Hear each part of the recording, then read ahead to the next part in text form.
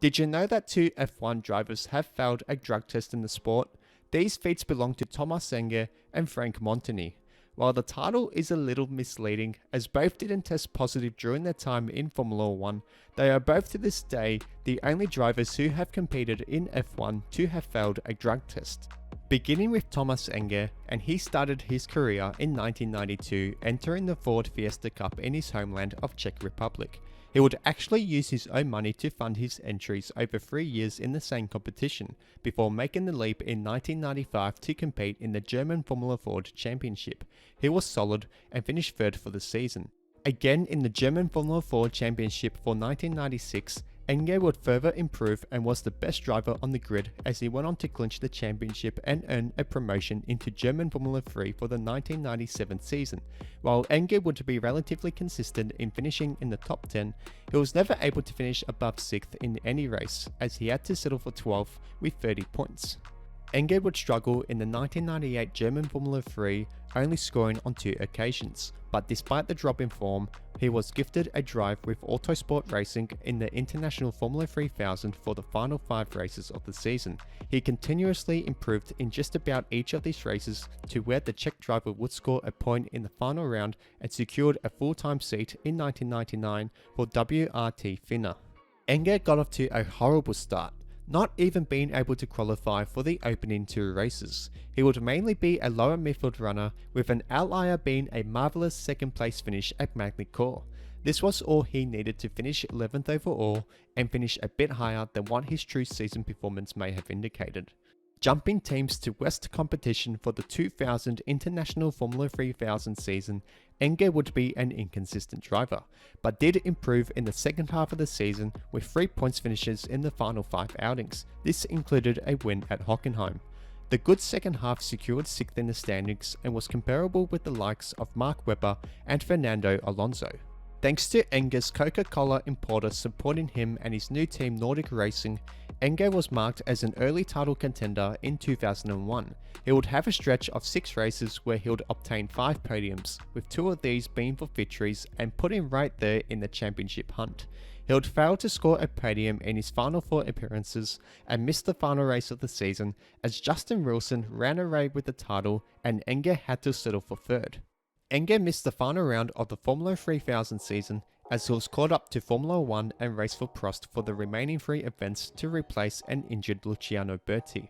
He was to be on average a couple of seconds slower than teammate Heinz-Harald Frentzen, but I think he needs to be given the benefit of doubt as he had very little time to get accustomed. His best result was 12th at his debut race in Italy. He was not able to get a full-time seat in F1 and returned to International Formula 3000. 2002 was to be a highly eventful year for Enger, who signed on with Arden International. After a bit of a slow start, he would go on a dominant period of accumulating 5 podiums in 6, 3 of these for wins. A win at the Hungarian Grand Prix and a second place finish at the final race of Monza sealed Enger his maiden International Formula 3000 championship. Also we thought. You see, it was later revealed that the Czech driver had tested positive at Hungary for cannabis. Stay off the weed! And ultimately, Enger would be stripped of his win at the Hungaroring, resulting in Enger slipping down to 3rd in the standings and surrendering his title to Sebastian Bourdais. Having made some appearances in the American Le Mans that same year, he'd moved here full-time in 2003. A single win in this series and a solid campaign helped him to get to 7th overall, while he'd also throw his gloves in the FIA GT Championship. A first place finish in the GTS class of 24 Hour of Le Mans capped off a relatively successful year for Enger after a horror 2002. 2004 would mark his return to International Formula 3000 in its final year. He would be mostly consistent and even obtain a few podiums, but never really captured his 2002 form as he had to make do with 4th overall. Ever since 2004, he has participated in many categories from European Le Mans to A1 Grand Prix and even in IndyCars. He did have a scary moment, however, where he had a horrible crash in American Le Mans, breaking a few bones and suffered a partially collapsed lung, but he was never considered to be in a life-threatening condition. He kept on being a journeyman, but history was to repeat itself as Enger was to fail another drug test. this time in 2012, where he tested positive for a publicly unknown substance while racing in the FIA GT1 Championship. This time, he would suffer far more severe consequences and was banned from racing for 18 months. To give him credit, he kept racing after the ban and has made a lot of cameo appearances, and most recently in 2021 took part in the Dakar Rally. Moving on to Franck Montagne now, and after becoming a standout talent in the karting comps, he would continue to impress by winning the Formula Renault Campus France in 1994. He moved up to Formula Renault France in 1995 and was 4th overall with a win to his name.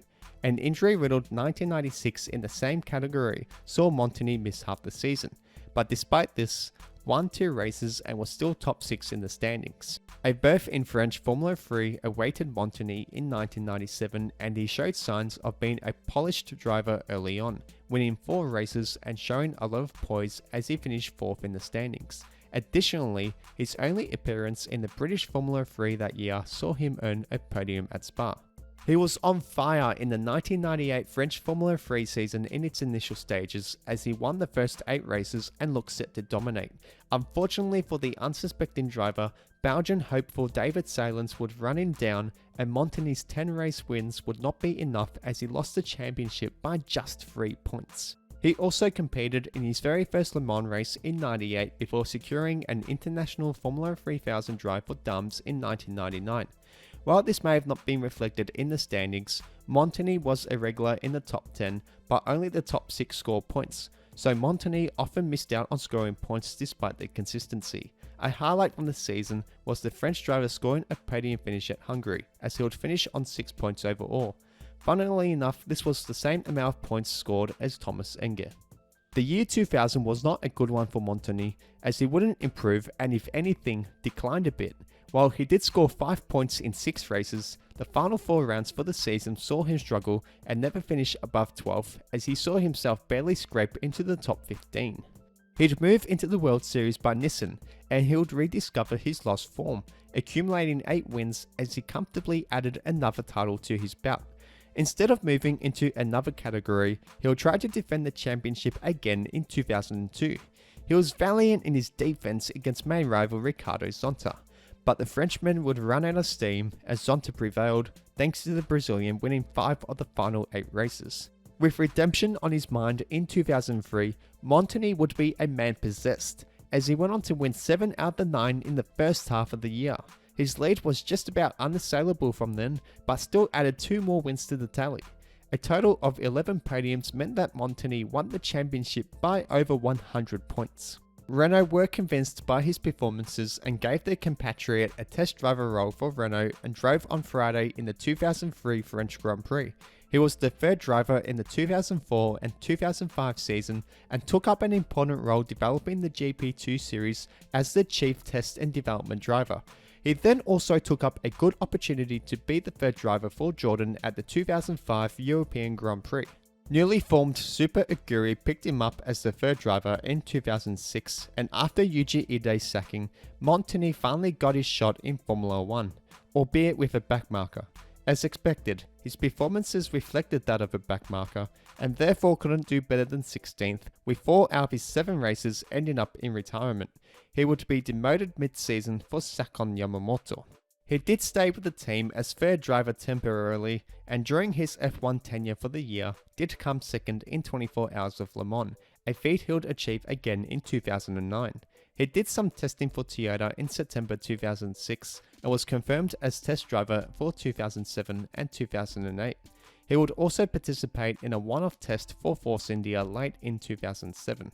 From then till about 2014, he would go on to become relatively successful in predominantly endurance events, competing in a lot of Le Mans-based categories. Formula E would pounce on his talents for the inaugural season, being signed on by Andretti Motorsport.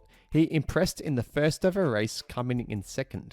The joy would not last long, as there was to be a huge shock on the paddock.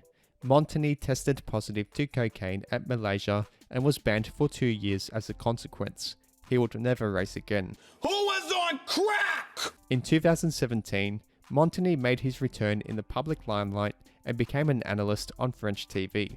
Before I end the video, I should mention that before drug testing ever took place, A lot of drivers from the earlier times, such as the 50s and 60s, would take drugs which would be illegal in today's rules. Even Sterling Moss admitted to taking drugs. The fuck did you say you bring drugs? But for real, this also goes to show how much more professional the sport has become over time. Did you enjoy the video? Wow, subscribe to the channel for more and like the video if you thought it was good.